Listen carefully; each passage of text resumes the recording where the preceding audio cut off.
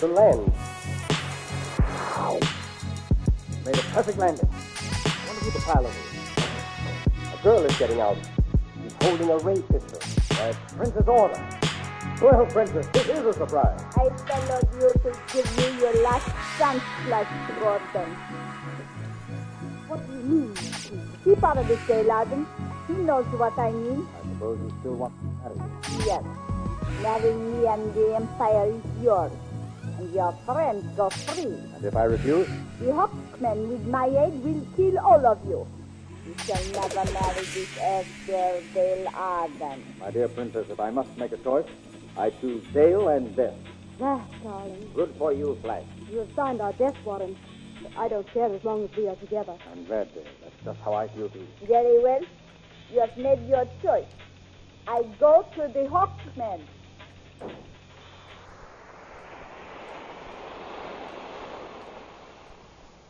Well, there goes the haughty beauty. In an hour, every Hawkman in Mungo will be after us.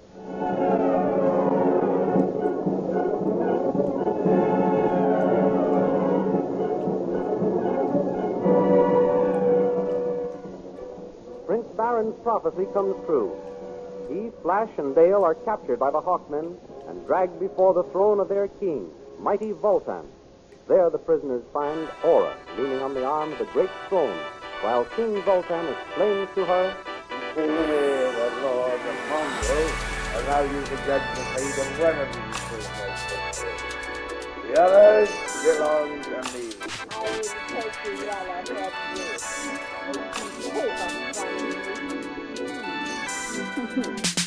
Incidentally, by torturing him, I can also torture the Esther. Oh, be it. Take them into the torture chamber. No, I beg you. Kill me. But spare Flash. Let the girl stay with me.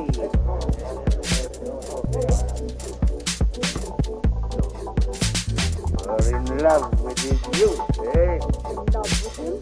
Why, just because I gave him a flash of light doesn't mean I love him. Please, tell me. You are a man.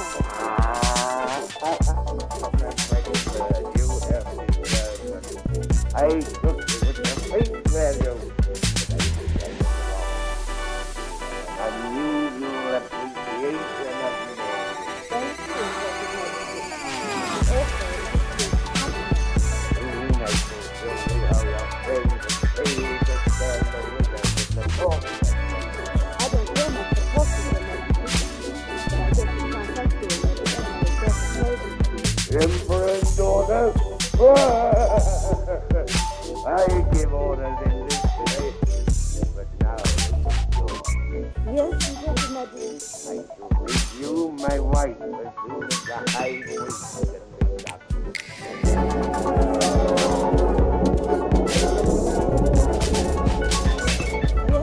in the meantime, down in the torture chamber, Flash and his friends have been put to work stoking the great atom furnaces of the Hawkmen. Driven nearly mad by the terrible heat, the anxiety of wondering what is happening to Dale, Flash is all for rebellion. He throws a shovel full of flaming radium at a guard. The captain of the guard reaches for the commit furnace, which will electrocute Flash by passing the inner and through a wire of the anxiety of wondering what is happening to Dale, Flash is all for rebellion. He is what throws a shovel full of flaming radium at a guard. The captain of the guard reaches for the commit furnace, which will electrocute Flash by passing the inner and through a wire of the anxiety. Get back to work, the rest of you slaves. Thanks, Dr. Zarkov, but I'd just as soon die. Dale's lost him. Patience, Flash. Zarkov and I have a plan. Come over here, behind this lead wall. Do that. Keep watch for the guard. Get to work, Zarkov. Here, Flash. Take these wires off your manacles and wrap them around your shovel. Now what are you going to do? You heard what the captain said. If you start any more trouble, he will electrocute you. When I give you a signal, jump up and throw your shovel into that radium beam over there. Get myself killed for it? I promise you, you will not die. Do as I tell you. All right. Now? It's so clear about it. Now, Flash. Come on, men. Follow me. Let us death and slavery usually. Then die like a rat. Here comes the switch. It's frustrating.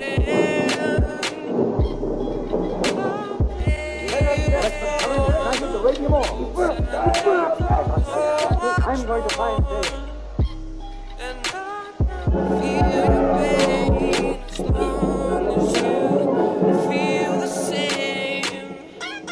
Back in the sumptuous quarters of Voltan, king of the Hawkmen, he and Dale are awaiting the arrival of the high priest to perform the marriage ceremony.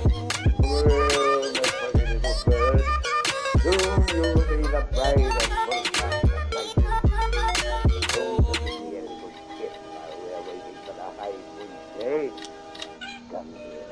No, don't touch me. What? You repulse me, earth girl? Come here. Keep away from me, you fat fool. Flash, darling. Take your hands off her, Bolton. With a yell of fury, Flash drives his fist to Vulcan's jaw. The mighty king staggers back and, bellowing like a mad bull, sinks his steel-fingered fingers into Flash's throat. His left hand reaches for his dagger. Flash, look out for his dagger. A smashing left and a crushing right-hand uppercut that would have killed an ordinary man knocked Voltan into unconsciousness. That settles that out. Dale, did he hurt you? No. Oh, my darling. I feel so safe in your arms. They're so strong, yet so tender. Gone for men to hold you and protect you. By heaven they will, as long as I have life. My dear. Oh, we are Baron and Zarkov and Boone. Zarkov and Baron are working on some scientific gadgets. Boone and I separated looking for you. Come, we're going. Did you kill Voltan? I don't know. There's no matter way of finding out. But where do we go from here? Look, soldiers, coming this way. Turn to the right, Dale, down that other passage. More soldiers. Flash, we're trapped. Back to the Vulcan's quarters, Dale. We can bar the door and hold them off, while we arrange to escape by doing so. There. Go back to Vulcan's quarters and we'll escape the soldiers. Now, No, the firing squad. Why, you... Stay where you are. They have this wasted portrait on you. The slightest move and both of you will be blown to death. Don't hurt the girl. I surrender. Watch that! Right! Right! Move! Turn off the light! Flash, the floor is tipping off. Don't worry, Dale. I'll save you.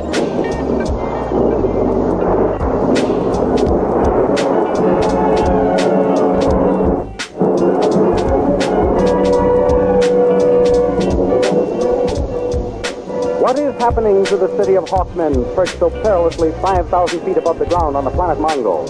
What terrifying experiences await our friends? Be sure to listen in again next week for the continuation of the amazing interplanetary adventures of Flash Gordon. The same all-star American athlete who will appear in full-color pictures next Sunday on the big 32-page Comic Weekly supplement of your Hearst Sunday newspaper. What a treat is in store for you in next Sunday's Comic Weekly. For besides Flash Gordon, you'll find the greatest array of funny people ever assembled in any magazine, waiting to entertain you. Just think of it. Bringing Up Father, The Little King, Barney Google, Polly and her pals, Toots and Casper, Pete the Tramp, good old Skippy, and your friends the Katzenjammer Kids, and last but by no means least, that mischievous, lovable little fellow, Mickey Mouse. Yes, they'll all be there, besides Ace Drummond, Radio Patrol, Jungle Jim, Red Barry, and all your other favorites. Be sure to get this big 32-page Comic Weekly with your Hearst newspaper next Sunday. And now, goodbye until next week at this time, when we'll be back with another amazing interplanetary adventure of Flash Gordon.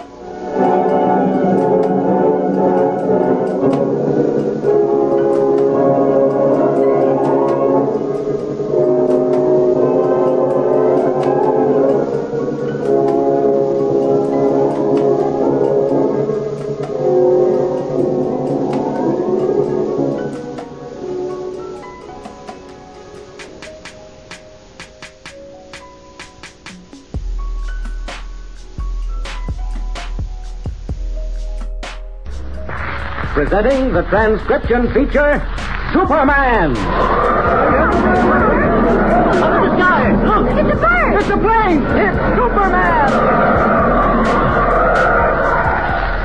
And now, Superman, strange visitor from the planet Krypton, who came to Earth with physical powers far beyond those of mortal men, and who fights a never-ending battle against crime and injustice, disguised as Clark Kent, mild-mannered reporter for a large metropolitan newspaper. The baffling mystery surrounding the sacred Black Pearl of Osiris is about to be solved. In our last episode, we heard how Clark Kent took Jimmy Olsen and Tumbleweed Jones to the theater where he and Jimmy had witnessed the performance of The Great Gambini, and how he solved for them the mystery of the disappearing theater. As they stood just within the entrance of the stage door, they heard the voice of the Whisperer warning them to leave at once. They tracked the voice down and discovered that the Whisperer was none other than Miss Rycroft herself.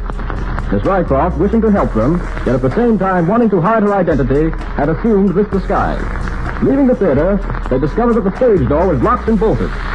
And then the voice of the Egyptian named Batik, henchman to the mysterious man called Humi, spoke to them. Listen.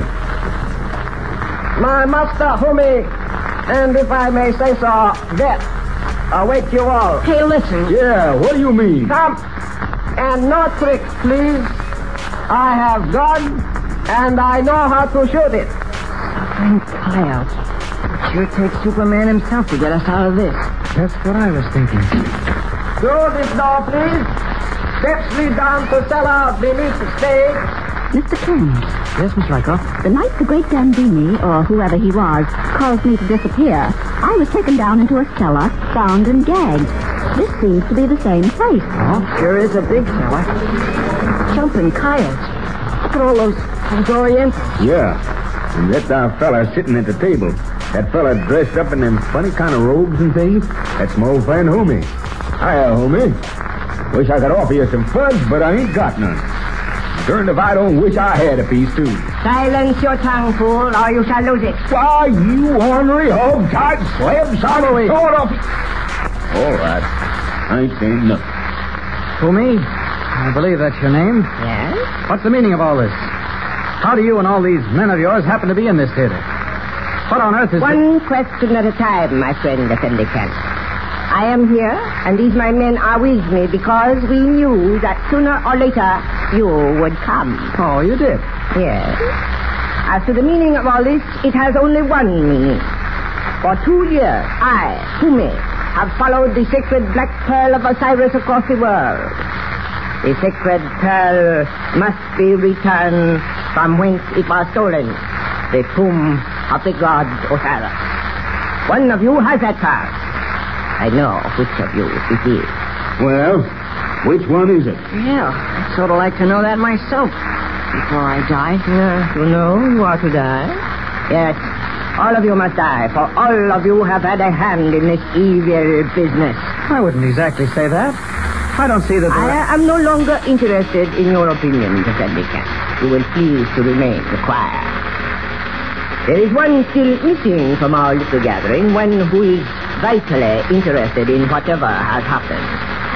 I shall have him brought in, and then, Effendi, we shall proceed to the business at hand, which is the death of you all. Bring in the man you have outside. Yes, master. Gee, I wonder who it is. I'll find it how old man of mud. Look at that man they're bringing over there. Good heavens. Roger Draper. Roger Draper? Mr. Kent, that's the man who claimed he was the real Sidney Rycroft. That's the man who impersonated the great Gambini. Good evening, gentlemen, and Sidney. We appear to meet again under rather distressing circumstances, what? Roger, what's the meaning of this? What on earth are you doing in America? I thought you were in London with my uncle, Sir Charteris Andrews. Sidney, my dear, your uncle, Sir Charteris, is dead. Dead? Sir Charteris? We tried to let you know, my dear, but you're such a globe-trotter, you know. Devilish time keeping up with you myself. However, Sidney, I shouldn't waste any sympathy on your dear departed uncle if I were you. What do you mean, Roger? What are you talking about? Look here, these gentlemen, Mr. Kent, Tumbleweed, young Jimmy, they're rather in the dark, you know. Suppose I explain fully, and then, Sidney, you'll understand. Yes, please do. Gentlemen, I, Roger Draper, was the private secretary of Miss Rycroft's uncle, Sir Charteris Andrews. The last time Miss Rycroft saw Sir Charteris was at the tomb of Osiris in Egypt, the tomb which they together entered. Yes, I know, Roger. When you and your uncle left the tomb, Sidney, your uncle was carrying the sacred black pearl. Do you mean to say... I mean to say, my dear, that he had stolen it from the idol in the tomb. During the days that followed, he had a special bullet made to fit a certain gun. That gun, my dear, he gave to you. And one of the bullets in that gun contained the pearl. But why, Roger? Why? You were going to America, my dear. Your uncle knew that when the theft of the pearl was discovered, the cult of Osiris, led by our friend Humi here, would be after it. He figured that was the best way of smuggling it out of the country. I think I begin to see it all. He intended to come to America, get the gun from Miss Rycroft, and regain the pearl for himself. Exactly. The pearl, as you know, is worth a fortune. Yes. As it happened, his death came at the moment he was preparing to leave for America. He regretted having placed his niece in such a dangerous position and begged me to come to America and save her from these Egyptian fanatics. Seems to me you chose a pretty roundabout way of doing it. And Miss Rycroft, you see, was marked for death just for having the pearl in her possession. These Egyptians are clever, shrewd. I had to figure some way of getting her out of danger completely. There seemed to be only one way, and that was to make her vanish completely. And so for that reason, I arranged the entire theater episode. And then I came along very unexpectedly and threw a monkey wrench into the works. Exactly. That is why I tried to convince you that I was Sidney Rycroft, that you had merely imagined everything else that had gone before. I knew you'd discover me sooner or later, but I hoped by that time to have Sidney safely back in England. Hey, wait a minute. I'm just beginning to realize something. What's that, Tumbleweed? Why, suffering coyotes, Jim, don't you see it? That there black pearl was hidden in a bullet. That bullet was in Miss Rycroft's gun. And that's the gun I was shot with. What? By jumping Johnston. I'm carrying that bullet around with me right now. I've got the secret black pearl right in my leg. Exactly, my friend. That is why my men and I have tried to capture you for days. Yes, and that's why, Tumbleweed, I shanghaied you from the hospital. I knew whom he was after you, and I was trying to save you. Unfortunately, you sent us both crashing off a bridge and into the river. Well, I, for one, am glad this whole mystery is cleared up. Sure has been fantastic. Well, I admit I've had to do a number of fantastic things, but remember, I had good reason for doing them. It was a fantastic problem, and I was dealing with these Egyptians who are rather fantastic people, you know. Yes. Now that you have finished, Mr. Draper, we shall proceed to the business at hand. You have all had a hand in this evil matter. Therefore, you are all to die. Now, just a minute. We waste no more time. Once you are all safely out of the way, I shall remove the pearl from the leg of your friend, and my men and I shall return to Egypt. To Egypt and to Osiris. That's it? The glasses are ready, Master. Excellent. Mr. Rycroft, gentlemen, these wine glasses you see on the table contain each a deadly poison. A poison which kills painlessly in 10 seconds. Each of you, by turn, will pick up a glass and drink.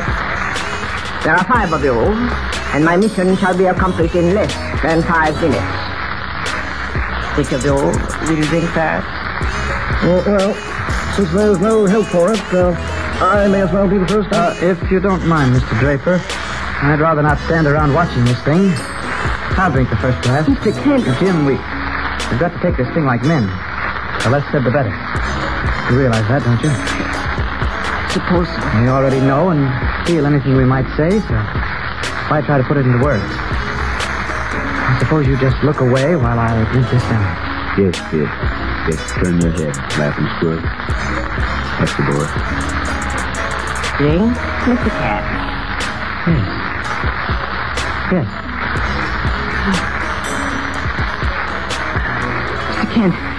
Mr. Kent.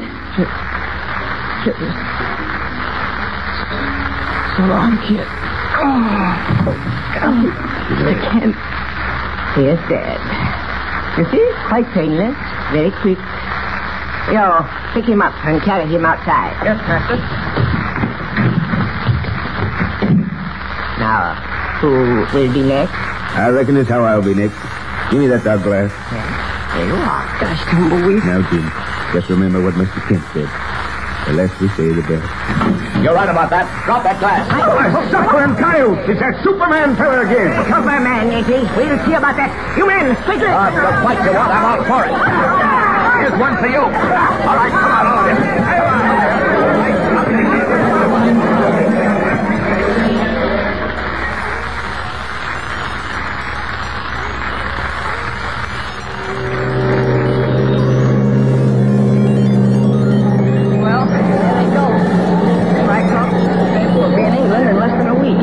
Exciting to you no more. Never was on an ocean liner before. Yes, sir. There goes that liner, pulling out for England. There I go with it. Yes, Tumbleweed, and with them goes the conclusion to the mystery of the Black Pearl of Osiris. Yeah. But there's still one part of that mystery that still ain't cleared up. What's that, Tumbleweed? How come you drank that poison and lived to tell about it? Well, as I explained before, it probably wasn't as powerful as whom he claimed it was. It merely knocked me unconscious instead of killing me. And, of course, when you got me to a hospital later on, the doctors did the rest. Yeah, but, well, let it go. I've always felt there was something, well, kind of mysterious about you, Kent, and I always will. Howsomever, as that fellow Shakespeare once said, all's well in the end. So ends another stirring and baffling adventure thanks to the powers of Superman. What new exciting times are in store for our friends? What new problems will arise to tax the powers of Superman? Be sure to hear the next thrilling episode of our story with Superman.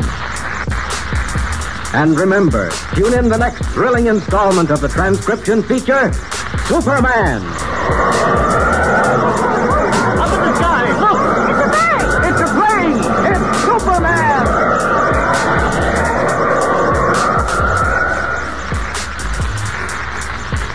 Superman is a copyrighted feature appearing in Action Comics magazine. Presenting the transcription feature, Superman! Look, it's a plane! It's a plane! It's Superman!